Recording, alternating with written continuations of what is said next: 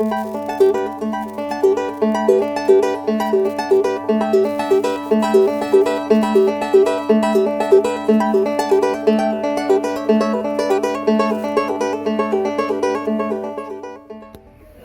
première émotion poétique, enfin celle dont je me souviens, remonte à l'âge de 5 ans. J'étais dans une classe unique, il y avait donc des grands en même temps que des petits, dont j'étais.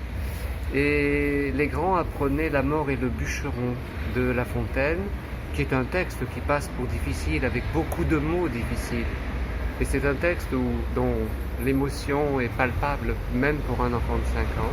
Et je savais ce que c'était que la misère, ce que c'était que d'aller ramasser du bois dans les forêts, etc., pour se chauffer.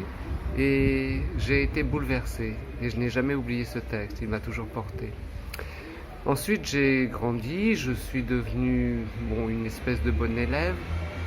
Et j'ai toujours aimé la poésie, mais j'ai toujours souhaité la faire partager à ceux qui étaient comme moi, les gens avec qui j'avais grandi, qui étaient aussi intelligents, aussi sensibles que moi. Il n'y avait pas de raison qu'eux ne goûtent pas ça, qui était un de mes bonheurs. Voilà. Quant aux auteurs qui m'ont nourri, ils sont nombreux. Ils m'ont accompagné, alors selon les âges, quelquefois on a besoin de la révolte, quelquefois, mais j'ai beaucoup aimé des gens comme Tristan Corbière parce que j'ai fréquenté beaucoup les milieux maritimes et il en est nourri. J'ai beaucoup aimé Baudelaire, Verlaine, Rimbaud, que sais-je, mais aussi les classiques. Je dois beaucoup à Ronsard ou à Joachim du Bellay par exemple, ou à Racine. Et je ne cherche pas à classer les poètes. Et puis j'ai découvert des poètes étrangers. Et j'ai aimé tout en me demandant si dans leur langue les choses ne sonnaient pas d'une manière que je ne percevais pas. Et j'ai souhaité être aidé par des traducteurs, parce que même regarder la bilingue, ça ne suffit pas. Il n'y a pas le mouvement, il n'y a pas la respiration. Et donc le traducteur, le bon traducteur, c'est celui qui trouve le moyen de nous faire sentir ce qui est dans le corps de l'autre au moment où il écrit, où il dit son texte, dans sa langue. Pendant longtemps, j'ai été nourri par ces poètes que je viens d'évoquer, c'est-à-dire des poètes qu'on peut dire classiques maintenant. Et puis un jour, étudiant, j'ai commencé à vouloir dire les poètes qui étaient à peu près mes contemporains, enfin qui étaient plus âgés que moi, mais qui étaient ceux qui nourrissaient la jeunesse de mon temps. Et j'ai commencé à dire du Aragon, j'ai commencé à dire du Éluard, j'ai commencé aussi à dire même du Prévert. Prévert est devenu moins à la mode, mais pourtant je crois qu'il est utile parce qu'il parle à tout le monde. Et puis j'ai découvert des gens plus proches de ce que je suis devenu, et j'ai même fini par connaître ces poètes. J'ai ainsi pu rencontrer par exemple Georges-Emmanuel Clancier, qui est mort récemment. Enfin, nous avons perdu la poète centenaire. Et Georges-Emmanuel Clancier, le hasard voulait qu'il était proche de ma femme proche, qu'il ait connu ma mère, qu'il était camarade de rue, comme on disait autrefois, de ma mère, dans leur enfance. Et il y avait là des choses qui étaient à la fois personnelles et en même temps littéraires qui se conjuguaient. Je travaille beaucoup sur les textes des autres parce que l'édition occupe l'essentiel de mon temps. Mais dans tous les moments de creux, il arrive que je rumine, que je remâche des textes. Et en général, mes textes rendent hommage. Ils rendent hommage aux petites gens que j'ai connus dans mon enfance, au rapport à la nature, au travail de la terre. Et puis il se constitue comme une espèce de réflexion qui ne veut pas se présenter comme une réflexion, qui s'incarne dans des images fugitives, dans des sentiments, dans des gestes. Et donc je mets longtemps pour écrire. Enfin non, je ne mets pas longtemps pour écrire. Le moment où je couche sur le papier, c'est assez rapide, mais je médite longtemps les textes avant de réellement les mettre sur le papier. À la fois parce que je crois n'avoir pas de temps et parce que j'ai besoin que les textes se décantent. Et j'essaie d'éliminer tout ce qui est inutile. Je ne veux pas de mots inutiles, j'essaie d'être le plus simple possible. Économiser, et puis la simplicité, c'est très difficile à faire. D'autant que j'essaie de revenir systématiquement à l'étymologie des mots, à leur origine, à leur parcours dans la littérature. Et c'est un travail qui demande beaucoup de scrupules, beaucoup d'attention et parfois même de lecture. Pour rédiger 3 vers, parfois il faut avoir beaucoup lu. Mais je ne veux pas que ça se sente. Je veux que ça ait l'air toujours très simple. Ah ben c'est assez tard. Quand j'étais élève au collège, ce qu'on appelait au collège, c'était un collège qui allait de la 6e à la terminale. J'avais écrit un très long poème dont il ne reste rien parce que les professeurs l'ont confisqué. C'était une espèce d'épopée écrite en vers presque régulier, dirais-je. Et j'avais eu donc un véritable élan vers l'écriture poétique. Il y avait presque 3000 vers.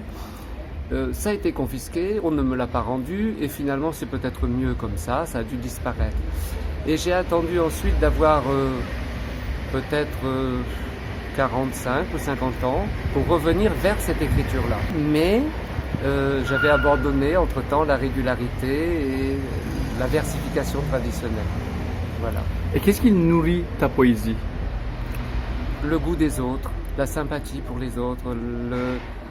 Je suis très, très sensible à tout ce que m'apporte le regard, la fréquentation, les gestes des autres, leur façon d'être, de respirer, de parler, de chanter. Je suis très curieux des autres finalement. Je retravaille beaucoup pour éliminer les scories. Je ne réussis pas à être parfait du premier coup. Aussi, il y a un vers qui vient et que je ne toucherai plus jamais, mais sinon non, il me faut quand même au moins de la décantation. Et quelquefois, j'ai écrit et je laisse le texte pendant 2-3 mois ou parfois 1 an. Et je le retrouve et je me dis, mais comment n'ai-je pas vu qu'il y avait ça en trop, ou que je ne devais pas faire se rencontrer ces sonorités-là, etc. Même après la publication? Jamais après la publication jusqu'à présent. Il y a très peu de textes que je regrette d'avoir écrits. Je crois même qu'il n'y en a pas vraiment. Il y en a que je trouve moins bons, mais je crois que j'ai donné ce que je pouvais donner. Je ne dis pas que c'est parfait, mais c'est ce que je pouvais faire. Et la traduction? Alors la traduction, il y a 2 façons de voir. La traduction, elle m'est nécessaire pour accéder aux univers d'autres poètes. Et en même temps, mes poèmes sont traduits dans d'autres langues. Et je suis très admiratif du travail des traducteurs parce que je me rends bien compte qu'ils ne peuvent pas épuiser ce que donne tout un texte. Mais ils font des choix. Et ce sont des choix souvent éclairants sur ce que j'ai écrit. Ils me révèlent un peu ce qui importe finalement. Et moi, je tenais à telle harmonie musicale qui leur paraît moins essentielle qu'une autre, et après tout, c'est eux qui ont raison. Je pense que la poésie est de moins en moins exclusivement francophone ou exclusivement, on va dire, arabophone ou turcophone ou anglophone. Il y a de nombreux échanges qui se tissent. Je crois qu'elle est très vivante finalement.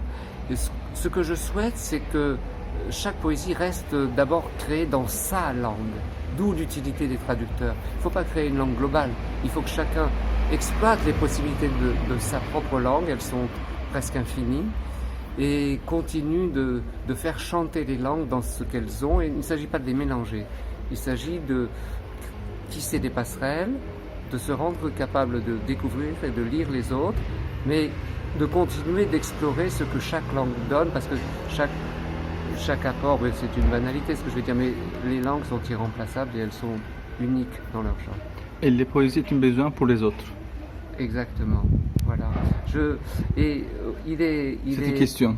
Non, je pense que la poésie, d'abord, a souffert, si je prends l'exemple français, a souffert des qualités du système français. C'est-à-dire que le système français a subventionné une écriture de recherche, notamment des recherches formelles, des recherches qui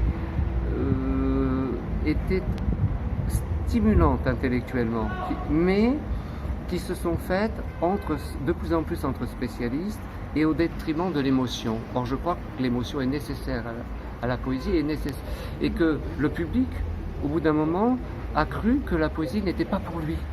Parce que c'était quelque chose qui le changeait trop de ce qu'il avait ému quand il avait lu les poètes de la tradition. Et donc, le système français qui a favorisé l'émergence de ces recherches a fini par faire croire qu'elles étaient toutes la poésie et a éloigné beaucoup de gens de la lecture de la poésie. Je pense qu'il faut revenir à une poésie plus accessible aux gens. Ça ne veut pas dire moins travaillée, mais ça veut dire plus soucieuse des autres dans leur réalité. Moi, mes copains d'enfance sont devenus carreleurs, agriculteurs, sont devenus, et parfois certains aussi enseignants, parce que le système permettait une espèce de promotion, ce qu'on appelait l'ascenseur social. Et je veux que tous ces gens que j'ai aimés, eh bien, puissent aimer des choses que j'écris aussi pour eux. Et parfois, ça fonctionne et j'en suis heureux. Je ne veux pas que la poésie éloigne, je veux qu'elle rapproche, évidemment. Feria, il n'y a rien à dire de la mer. Jamais nous ne la connaissons. Tout de nous s'enracine dans la terre, planche du bordage ou chanvre de l'ossière. L'eau verte coule sur notre peau en la desséchant, et nos larmes sont déjà salées. Mais nos yeux s'embuent de sa lumière, nos poumons grandissent de sa respiration, nos pas s'équilibrent à son ressassement. D'elle, il n'y a rien à dire, c'est en nous qu'est l'océan.